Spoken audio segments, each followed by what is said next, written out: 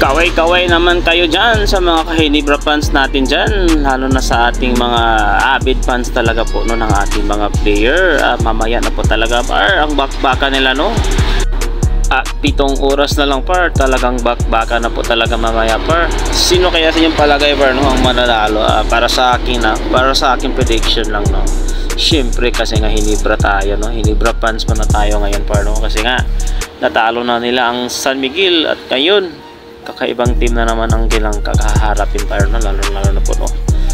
Andyan po si RHT na parang si Kobe Bryant par. Kaya po ipapakita ko sa inyo par ng ilang mga highlights no, na mga dati nilang mga highlights game nila par, kung gaano sila kabangis sa court no, pagdating po sa kanilang mga paglalaro, lalo na sa mga import nila par. Talagang maasahan po ang bawat isa sa ila, sigurado par.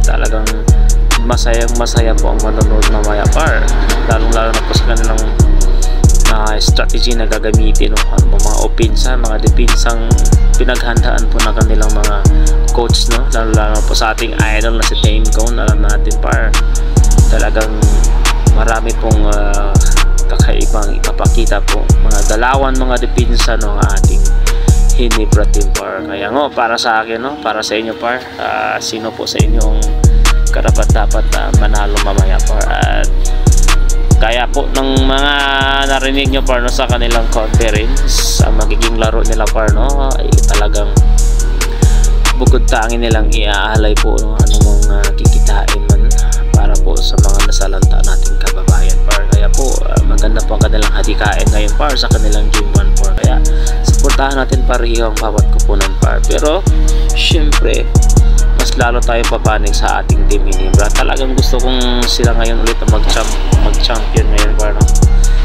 Face off number 7 nila ngayon, kaya kaabang-abang po ang nangyayari ngayon par. Kaya sigurado sa mga tumataya dyan, talagang hindi na talaga no, makapag-intay ang mga yan par. Tayo hindi tayo tumataya par no. Ang ating enjoy lang no, manood lang po at talagang mag-i-enjoy no sa kanilang mga galawan par. Siyempre andyan ang ating mga idol no? Lalo na po no, tumutunog ngayon ang pangalan nilang RJ Avarintos at saka nilang Scotty Thompson par no. Talagang handa na po sila par, lalo na po no, siguradong first 5 niya nandyan po silang Haan Misi no, kung yung naalala. Naging